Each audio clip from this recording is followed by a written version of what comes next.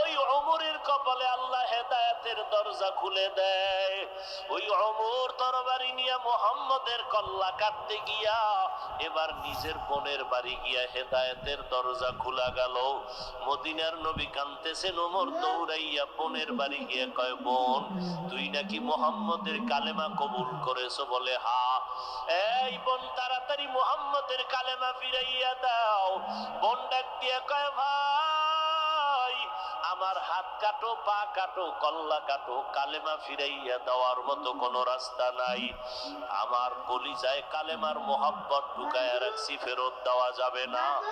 ওমর তরবারিটা বের করে বোনের উপরে যখন আক্রমণ শুরু করলো, বোনের সরল নরম শরীর থেকে রক্ত বের হয়ে জমিন লাল হয়ে গেল। বোন কাঁদে আর বলে, ভাই তুমি জানো আমার এখানে মা নাই, বাবা নাই, তুমি আমার আপন বড় ভাই। আজকে যদি মা থাকতো আমার গায়ে ফুলের টোকাও লাগতে দিত না। তুমি আজকে মারতেছো, মারো, আমার কোনো দুঃখ নাই, মন ভরিয়া মারো। তবে শুনো, কালেমা যেই সিনায় ঢুকাইছে ওই জায়গায় তোমার তরবারি ঢুকাইতে পারবা না। আল্লাহ পাক রব্বুল আলামিনের নবী ওদিকে বয়া দোয়া করে, আল্লাহ ওমরের তুমি হেদায়েতের মালা গলায় দিয়া দাও। ওমরের জন্য আল্লাহর নবীর দোয়া কবুল হইতে শুরু হয়ে গেল। বোনের কান্না দেখে ওমরেরও চোখে পানি আসলো, আর বলে, বোনার কাঁদিস না, মারবো না। ওই যে কোরআনের আওয়াজ আমি শুনলাম, ওটা কিসের আওয়াজ? বলে মুহাম্মদ আমাদের শিখাইছে কোরআনের আওয়াজ। ওমর বলে, আমি দেখবো। বলে, দেখলে ধরলে তুমি আগে গোসল করো। ওমর গোসল বানাইয়া কোরআনটা ধরলো।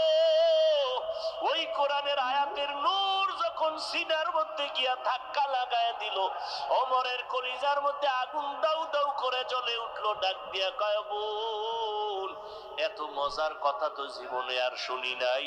যে তোমাদের শিখাইছে কে? বলে মুহাম্মদ। বলে কোরআনের আওয়াজ, কথা এত সুন্দর, যেই লোকটা তোমাদের শিখাইছেন সেই মুহাম্মদ না জানি কত সুন্দর। চলো মুহাম্মদের দরবারে আমি যাব। আল্লাহ হেদায়েতের দরজা খুলে দিলেন। শায়েখরে জিজ্ঞেস করলেন, ও শায়েখ আমাদের, আপনার উপরে এত বিপদ আসার পেছনে কারণ কি? এবার আবু আব্দুল্লাহ আন্দলুসি রাহমাতুল্লাহ আলাইহি বলেন, ও জুনায়েদ ও শিবলি, শুনো, আমরা যখন কাফেলা নিয়ে খ্রিস্টান পাড়ায় ঢুকছিলাম, খ্রিস্টানদের গির্জার মধ্যে যখন নজর দিছিলাম, নজর দিয়ে একটা ধ্যানে পড়ে গেছিলাম। ওখানে ওরা যাদের পূজা করে, ওরা যাদের আরাধনা করে, আমি ওদের দিকে তাকাই একটু ভাব এনেছিলাম ভেতরে। মনে মনে বলেছিলাম, এই খ্রিস্টানের জাত, তোরা সব জাহান্নামী হয়ে যাবি, আমি আবু আব্দুল্লাহ জান্নাতের মালিক হয়ে গেছি। এই যে একটা ভাব আমার ভেতর আর ছিল, সামান্য অহংকার, এই ভাবটা যখন আমার মধ্যে আসছে, আমি হঠাৎ করে তাকায় দেখলাম আমার কলবের এখান থেকে একটা আলো বের হয়ে চলে গেল। এখন আমি অন্ধকার দেখি, অন্ধকার। এখন আমি ভালো মন্দ যাচাই করতে পারি না। এখন আমি অন্ধকার আলো যাচাই করতে পারি না। এই অবস্থা। এবার জুনায়েদ বাগদাদি শিবলি বলেন, শায়েখ আপনি তো 30,000 হাদিসের হাফেজ ছিলেন, কি পরিমাণ হাদিস আপনার মুখস্থ ছিল? বলে, আমার একটা হাদিস আর মনে ছিল না।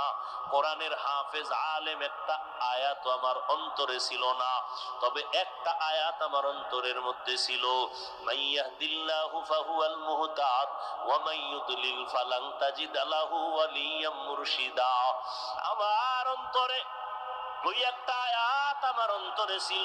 আয়াতের অর্থ, আল্লাহ যদি কাউকে হেদায়েত দেয় সে পেয়ে যায়, আর কেউ যদি হেদায়েত থেকে বঞ্চিত হয়ে যায়, ওই বান্দা হেদায়েত পাবে দূরের কথা, কোনো মুরব্বিও তালাশ করে পায় না। এরে আল্লাহর বান্দা শিবলি রহমাতুল্লাহ আলাইহি বলেন, আবার আগের মতো আমাদের হযরত দ্বীনের খেদমত, তাসাউফের খেদমত শুরু করলেন। ওদিকে তো খ্রিস্টান মেয়েটাকে আর বিয়া করা হইলই না। শিবলি বলেন, আল্লাহ পাকের কুদরতের দরজা খুলে গেল। ওই খ্রিস্টান মাইয়া স্বপ্নে দেখতেছেন আবু আব্দুল্লাহকে, স্বপ্ন দেখিয়া পাগল পারা হয়ে গেছে। তার সোহবতে থাকার জন্য আবু আব্দুল্লাহকে স্বপ্ন দেখতে দেখতে পাগল হইয়া মেয়েটা কারো কাছে বলে না। একদিন স্বপ্নের মধ্যে বলতেছে, আমাকে তুমি ঠিকানা দাও, আমি সেই লোকটার কিনারায় চলে যাব। এইবার স্বপ্ন যোগেই জিজ্ঞাসা করে, ওই আবু আব্দুল্লাহর কাছে যদি যেতে চাও তাহলে তোমার কালেমা ছাড়া উপায় নাই। মেয়েটা এমন পাগলনির মতো হয়ে গেছে, বলে আমি কালেমা পড়ার জন্য রেডি হয়ে গেলাম। এইবার ঠিকানা দিয়া কয়, যাও ফোরাত নদীর কিনারে আবু আব্দুল্লাহর খানেকা চলে যাও। ইরাকের জমিনে খ্রিস্টান মেয়েটা এবার গোপনে গোপনে চলে গেল ইরাকের ওই ফোরাত নদীর কিনারায় খানেকায়। এবার গিয়া খবর দিল, অমুক এলাকার খ্রিস্টানের মেয়ে আসছে আপনার কাছে আপনার সোহবতে থাকার জন্য। আবু আব্দুল্লাহ বলে, নিরাপদ জায়গা, পর্দা রক্ষা করে তারে ওখানে বসাও। হুজুর এবার তারে কালেমা পড়ে মুসলমান বানায় দিলেন। বানাইয়া দেওয়ার পরে কিছু আমল দিলেন। মেয়েটা আমল করা শুরু করলো। মেয়েটার দাবি হলো, আপনার সাথে আমার বিবাহ হতে হবে। ওদিকে আবু আব্দুল্লাহর অন্তরেও তো তামান্না ওই মেয়েটাকে বিয়া করবে, কিন্তু দুনিয়ার হায়াত আর বেশি দিন থাকলো না।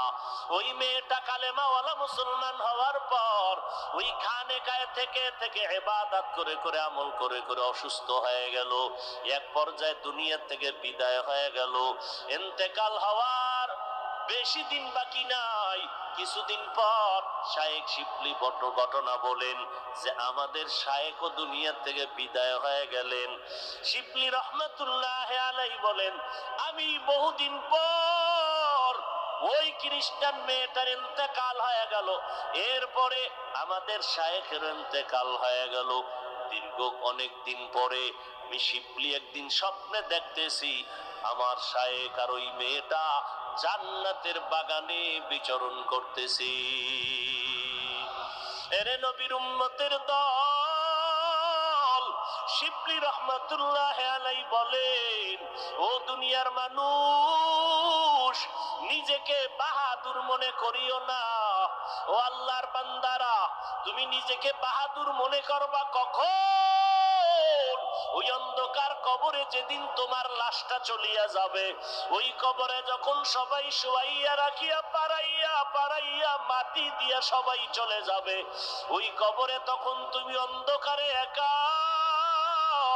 ওই অন্ধকারে ডানে মাটি বামে মাটি, সামনে পেছনে উপরে নিচে মাটি, কেউ নাই। ওই কবরে তিনটা প্রশ্ন করার জন্য দুইজন ফেরেশতা হাজির হয়ে যাবে। তোমার রবের পরিচয় দাও, ধর্মের পরিচয় দাও, রাহমাতুল লিল আলামিনের পরিচয় দাও। ওই কবরের প্রশ্নের জবাব দুনিয়াতে যারা রবের গোলামি করবে, আল্লাহর গোলামি করে ইসলাম মানিয়া নবীর সুন্নত নিয়ে কবরে যাবে, তারা জবাব দিবে রব্বি আল্লাহ দীনিয়াল ইসলাম। আল্লাহর নবী বলেন, সাথে সাথে তাদের কবরে আল্লাহ পাকের অর্ডার হয়ে যাবে, ফেরেশতারা আমার এই আশিক বান্দার কবরের মধ্যে বেহেশতের বিছানাটা দিয়া দাও, আমার বান্দার কবরকে বড় এক বালাখানা বানাও, জান্নাতের সাথে রাস্তা বানায় দাও, আমার বান্দা আরামে ঘুমাবে, কিয়ামত পর্যন্ত ঘুমে যেন কেউ ডিস্টার্ব না করে। কারণ দুনিয়াতে আমার বান্দা ঘুমায় নাই, রাতের বেলা সবাই যখন ঘুমে গেল, আমার আশিক ওই ঘুমের মধ্যে গুটিয়া যায় নামাজে দাঁড়ায় গেছে। ওই গভীর রাতে আমি আল্লাহকে মোহাব্বত লাগায়া লাগায়া ডাকছে, আমি আল্লাহকে ডাকতে ডাকতে বান্দা পাগলের মতো হয়ে গেছে, ঘুমাইতে পারে নাই। যেখানে একটু আল্লাহর মোহাব্বতের আওয়াজ পাইতো সেখানেই দৌড়ায় যাইতো, যেখানে আলেমদের আওয়াজ পাইতো দৌড়ায় যাইতো। এখন